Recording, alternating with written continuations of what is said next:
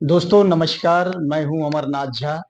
आज हम संविधान के बारे में पुनः जो हो तो चर्चा करेंगे।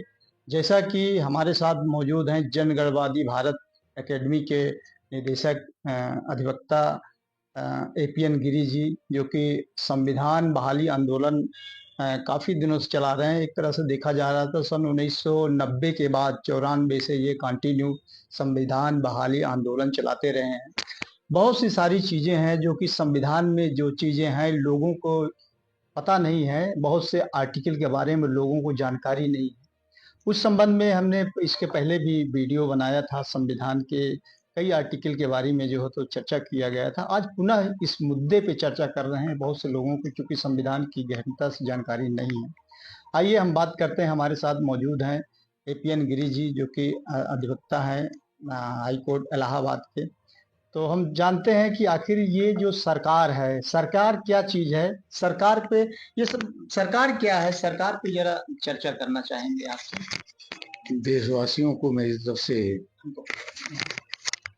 आप देशवासियों को हमारी तरफ से नमस्कार। मैं एपीएन गिरी, अधिवक्ता उच्च न्यायालय। सन 1994 में जनगणवादी भारत नाम की एक संस्था, संवैधानिक संस्था, शोध कार्य संविधान पर करने के लिए गठित किया था। और गठित करने का कारण यह था कि सरकार क्या है इसके बारे में किसी को मालूम नहीं था।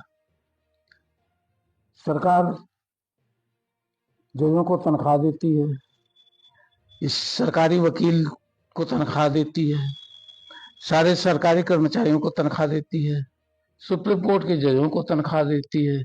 उनकी पोस्टिंग, उनके ट्रांसफर और उनके छुट्टियों को वह निर्धारित करती है। इसलिए सभी सरकार पर डिपेंड है। सरकार क्या है ये कोई नहीं जानता है। यहाँ तक कि हमारा सीजेआई भी नहीं जानता है, हमारा सीजे हाई कोर्ट का, हर हाई कोर्ट का नहीं जानता है, किसी भी हाई कोर्ट के अधिवक्ता नहीं जानते हैं। अभी मनोवी सिंघवी जो है राज्यसभा के मेंबर बनने जा रहे हैं, कांग्रेस ने उनको मेंबर के लिए वो किया, इनवाइट किया है। हाँ, वास्तव में संविधान क्या है और सरकार क्या है वो अभी नहीं जानते। बहुत पहले की घटना है। सन 1996 में जब सुप्रीम कोर्ट ने संजय दत्त की बेल एप्लीकेशन को कॉन्स्टिट्यूशन बेंच से रिजेक्ट किया था, तो मैंने उस ऑर्डर को चैलेंज किया था और उसमें पार्टिसिपेट हुए थे कॉन्स्टिट्यूशन बेंच के सामने सोली स्वराज जी, जेठमलानी, कपिल सिब्बल इत्यादि तमाम सीनियर वकील थे। हमारी भी याचिका उनके पकड़ में आ गई और जो हमने बाद में दाखिल की थी उस कॉन्स्टिट्यूशन बेंच के ऑर्डर को चैलेंज करते हुए। और हमारा यह कहना था कि सरकार जो है वह फर्जी सरकार है और सरकार को प्रोसिक्यूशन का राइट नहीं है। लेकिन इन अधिवक्ताओं ने उस पिटीशन को आर्गू करना से रोक दिया चीफ जस्टिस को और उस पर जो है उसको अभियांश में रख दिया गया। तब से यह प्रश्न हमारे भीतर और गहरा होता गया कि संविधान में सरकार क्या है। सरकार कहते हैं कि चुनी हुई सरकार है। दिल्ली का कोई भी आदमी इस चुनी हुई सरकार में पार्टिसिपेट किया है कि नहीं किया है, सीजेआई पार्टिसिपेट किया है कि नहीं किया है, सीजे हमारे यहाँ से पार्टिसिपेट किया है कि नहीं किया है, कोई भी पत्रकार इसमें पार्टिसिपेट बनारस में जाकर किया है कि नहीं किया है। लेकिन बनारस के एक सांसद के रूप में चुना हुआ व्यक्ति जब वो प्रधानमंत्री नियुक्त हो गया तो वह चुनी हुई सरकार कैसी हुई? चुनी हुई सरकार, यहीं से सरकार की दुविधाएं बढ़ती हैं और सरकार यहीं से पक्षपाती होती है। और यह पक्षपात शुरू हुआ डॉक्टर राजेंद्र प्रसाद के समय से और जवाहरलाल नेहरू के समय से। उस समय परिस्थितियां कुछ और थी और लोगों में सद्भावना थी, नैतिकता थी, इसलिए लोग शांतिपूर्वक उन करप्ट प्रैक्टिस को धीरे धीरे करके, जो बहुत खुले रूप में नहीं था, मानते गए।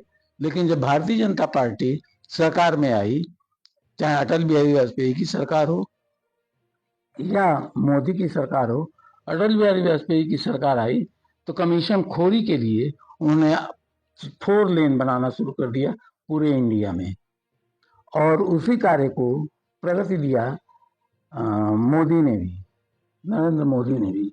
वही चुनी हुई सरकार थी। जवाहरलाल नेहरू की भी लोग कहते हैं चुनी हुई सरकार है। इंदिरा गांधी को कितना आलोचनात्मक दृष्टि से देखा गया, यह भी कहा गया कि उन्हीं की सरकार है, उनकी चुनी हुई सरकार है।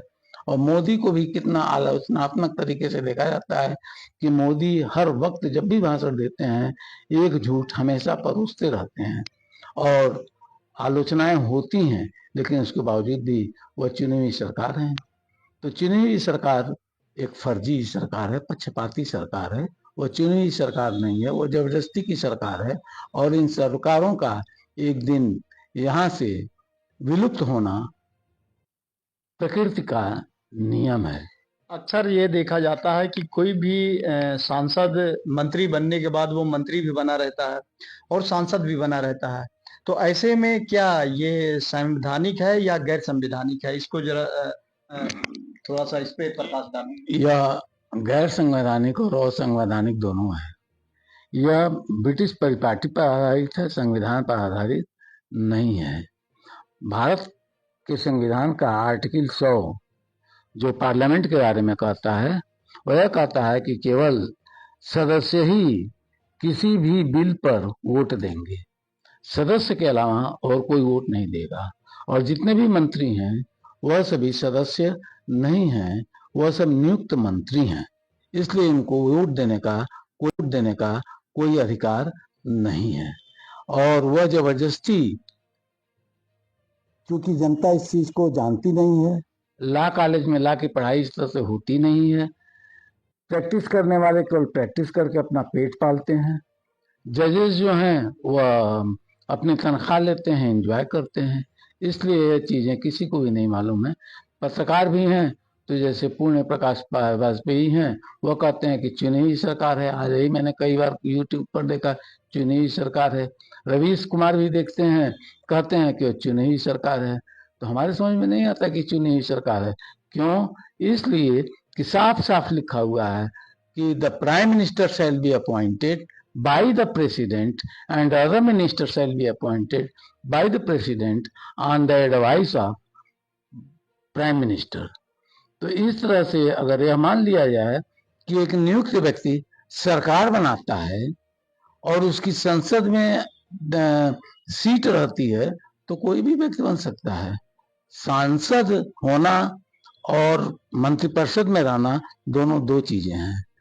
आर्टिकल 12 अनुच्छेद 12 भारत का संविधान यह कहता है कि स्टेट का मतलब यह है कि सरकार और संसद, सरकार और राज्य की विधायिकाएं हैं। तो सरकार और संसद और सरकार और राज्य की विधायिकाओं में अंतर है, लेकिन यहाँ कोई अंतर नहीं दिखाई देता। जो सरकार है वही संसद में बैठी हुई है और वही मेजॉरिटी में है और वही हर लॉ पारित करती है। तो यह कहा जाएगा कि जितने भी लॉ आज तक बने हुए हैं वह न ही संसद ने पारित किया है और न ही सरकार ने उस पर एसेंट दिया है, मतलब सहमति दी है। यह एक धोखा है, संसदीय शासन प्रणाली पर आधारित है जो प्राकृतिक नियमों के विपरीत है। मंत्रियों के पास दोहरी शक्ति है, इसको आप कैसे देखते हैं? वो सांसद भी बने रहते हैं और किसी भी बिल पे वोटिंग करते हैं, तो क्या ये जायज है? यह गलत है, यह बहुत बड़ा गलत है। यह कहता है आर्टिकल 101 और 102 कि जो व्यक्ति ऑफिस ऑफ प्रॉफिट होल्ड करता है वह व्यक्ति संसद का सदस्य नहीं रह सकता है। और प्राइम मिनिस्टर, अदर मिनिस्टर या जितने भी मिनिस्टर हैं, चाहे वो चीफ मिनिस्टर हों, वह सभी ऑफिस ऑफ प्रॉफिट होल्ड करते हैं और गवर्नमेंट के प्लेजर में रहते हैं। लिखा है prime minister shall be the minister shall be during the pleasure of the president. और यही विधानसभा में भी लिखा है कि the minister shall be during the pleasure of the governor. लेकिन देखा जाता है कि जब भी राष्ट्रपति का चुनाव होता है तो उसमें सारे मिनिस्टर भी वोटिंग करते हैं। क्या ये कहाँ तक जायज है? यह कोई पढ़ा नहीं है, कोई नहीं जानता है कि भारत के संविधान में किस तरह की कार्यपालिका है और किस तरह की व्यवस्थापिका है और किस तरह की न्यायपालिका है। यह चूंकि तीनों व्यवस्थाएं केवल लोग देख करके प्रैक्टिस के आधार पर इसका अर्थ निकालते हैं। कहते तो सभी हैं कि हम संविधान जानते हैं, लेकिन कोई नहीं जानता है। इसलिए इस तरह की समस्याएं खड़ी होती हैं और भारत में अपराधीकरण का, भ्रष्टाचार का, बेरोजगारी का और अन्य कुत्सित बातों का, सांप्रदायिकता का सबसे बड़ा मूल कारण मंत्रियों की दोहरी शक्ति है। मंत्रियों की दोहरी शक्ति संसद में या विधानसभाओं में जब तक बनी रहेगी और वो मंत्रिपरिषद में नहीं बैठेंगे बल्कि संसद या विधानसभाओं में बैठे रहेंगे, भारत में इसी तरह से अपराध, बलात्कार, कुत्सितवाद, सांप्रदायिकता और कानून का उल्लंघन होता रहेगा। देखा जा रहा है कि कोई भी जब बिल पेश होता है उस बिल में मिनिस्टरों को मिनिस्टर भी वोटिंग करते हैं। ये कहाँ तक जायज? यह गलत है, यह 100% गलत है। लेकिन चूंकि उसको लोग जानते हैं कि वह सांसद है, इसलिए वह सांसद का प्रयोग करके किसी भी व्यक्ति को अगर कोई बेनिफिट किसी के आदमी के द्वारा दी जा रही है तो उसको एंजॉय करता है। उसी तरह से यहाँ के लोग नहीं जानते हैं तो मंत्री उसको एंजॉय करते हैं और एंजॉय करके वोट देते हैं और बिल पारित करते हैं अपने तरीके से। वह सभी पक्षपात है, प्राकृतिक नियमों के विरुद्ध है और भारत में भ्रष्टाचार और अपराधीकरण का मूल कारण है। देखा जाता है कि कोई भी व्यक्ति उठा के किसी भी व्यक्ति को, वो चाहे विधानसभा में हो या संसद में, मिनिस्टर या चीफ मिनिस्टर या प्राइम मिनिस्टर बना दिया जाता है, कि जबकि वो कभी किसी उसका मेंबर नहीं होता लोकसभा या विधानसभा का। और ऐसे व्यक्ति के यह माना जाता है कि 6 महीने बाद उसको कहीं से सदस्यता दिला दी जाएगी। तो यह जो है कहाँ तक सही है? यह 100, 200, 300, हजारों % गलत है। वास्तविकता यह है कि आर्टिकल 75 का भाग या सब अनुच्छेद 5 यह कहता है कि minister who for any period of 6 consecutive months is not the member of either house of the parliament shall at the expiration of that period cease to be minister। इसी प्रोविजन को देख करके सुप्रीम कोर्ट भी कहती है कि नरसिम्हा राव 6 महीने के लिए प्राइम मिनिस्टर हो सकते हैं। यही देख करके योगी जो सांसद थे 6 महीने के लिए चीफ मिनिस्टर हो गए, जबकि यह केवल मेंबर और मिनिस्टर्स की बात करता है, व्यक्ति की बात नहीं करता है। जब भी आप सांसद से रिजाइन करेंगे तभी आप कहीं जाकर के दूसरी पोस्ट हेल्ड करेंगे। तो दूसरी पोस्ट हेल्ड करने का मतलब अगर योगी सांसद रहे हैं तो वह दूसरी पोस्ट उनकी जो है वह मिनिस्टर के उसमें आई। तो उनको काउंसिल में बैठना चाहिए, उनको संसद कहीं से चुन करके आना चाहिए, तभी वो हो सकता है। अदरवाइज कोई ऐसा प्रोविजन नहीं है जो यह डायरेक्टली कहे कि यह 6 महीने के लिए व्यक्ति हैं और 6 महीने के लिए इनकी नियुक्ति की जा सकती है। अगर 6 महीने के बाद यह सांसद या विधायक नहीं रह जाते हैं तो इनका मंत्रिपरिषद का वो खत्म हो जाएगा। तो भाई ठीक है, हम भी वकील हैं, हमको भी सीजीआई 6 महीने के लिए बना दो और हम 6 महीने सीजीआई हो जाते हैं और नहीं रहेंगे। उसके बाद तो नहीं, अगर हमको अप्रूवल मिलेगा तो हम वहां से हट जाएंगे। तो कहने का मतलब ये तरीका बिल्कुल असंवैधानिक है, असंवैधानिक, गैर संवैधानिक, प्राकृतिक नियमों के विरुद्ध और 100%, 1000%, लाख %, अरब %, यह गलत है। माना जा रहा है कि जैसा कि एक आम धारणा लोगों में बन गई है, इस मुद्दे पर जब कभी डिस्कस होता है तो बहुत से लोग ये मानते हैं कि नहीं, किसी भी व्यक्ति को 6 महीने के लिए मिनिस्टर बनाया जा सकता है। अगर 6 महीने के अंदर अगर वो चुनाव कहीं से नहीं लड़ता है, फिर उसको जो है तो उस पद से हटा दिया जाएगा। तो ऐसे में क्या संदेश देना चाहते हैं जनता को और लोगों को, कानून के जानकारों को? कानून के कोई जानकार नहीं है, और कानून की जानकारी के लिए और कानून को मिसगाइड करने के लिए जजों ने वकीलों को खड़ा करके उस तरह से कहलवाया है और उस तरह से फैसला दिया है। जैसे मध्य प्रदेश का एक वकील साहब थे, कौन आनंद थे, उन्होंने नरसिंहा राव के अपॉइंटमेंट को चैलेंज किया था, यह असंवैधानिक और गैर संवैधानिक है, यह सांसद नहीं है, इसलिए मंत्री नहीं हो सकते हैं, इसलिए वो प्राइम मिनिस्टर नहीं बन सकते हैं।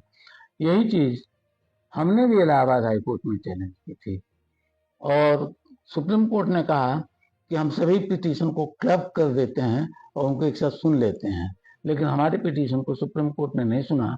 उनकी पिटीशन पर यह मान लिया कि हाँ 6 महीने के लिए वह आर्टिकल 75(5) से नियुक्त किए जा सकते हैं, और हमारी पिटीशन पर तमाम तरह का बवाल कराया गया, हमको सुप्रीम कोर्ट जाने से रोका गया, और यहाँ तक कि तरह तरह की मानसिक प्रताड़ना दी गई कि आप अगर ऐसा करेंगे तो ऐसा होगा, ऐसा करेंगे तो ऐसा होगा, और आप जो है टिक नहीं पाएंगे।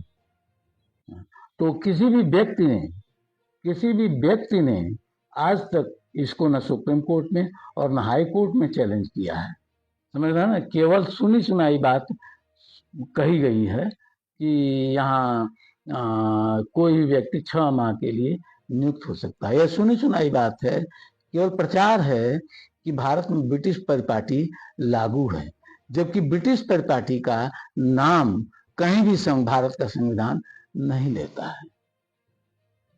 ये बात कर रहे थे हमारे साथ APN गिरी जी, जो कि जनगणवादी भारत के एकेडमी के डायरेक्टर हैं, निदेशक हैं और इलाहाबाद हाईकोर्ट के अधिवक्ता हैं, जिन्होंने बताया कि संविधान के बारे में बहुत से लोगों को अभी जानकारी नहीं है। यहाँ जो किसी भी व्यक्ति को मंत्री बना देना, उसके बाद 6 महीना के अंदर उसको कहीं से सदस्यता दिलाना, इस तरह की जो कार्रवाई हो रही है, नियुक्तियां हो रही हैं मिनिस्टरों के या डिप्टी CM या CM की, तो वो गैर संवैधानिक है।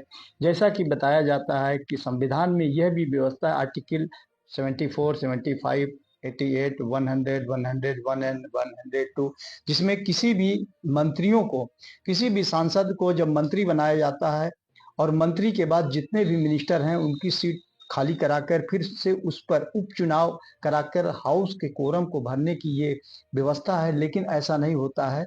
सांसद मिनिस्टर बनने के बाद एक तरफ सांसद बने रहते हैं और उधर दूसरी तरफ मंत्री भी बने रहते हैं। वही लोग जो है तो सदन में बैठते हैं। जैसा कि गिरी जी ने बताया कि जो मिनिस्टर काउंसिल ऑफ मिनिस्टर है वो खाली रहती है, तो जो काउंसिल ऑफ मिनिस्टर है वो तो मिनिस्टरों की बैठने की जगह है, लेकिन वो खाली रहती है। वो लोग सारे मिनिस्टर सांसद के साथ बैठते हैं, जो कि गैर संवैधानिक है।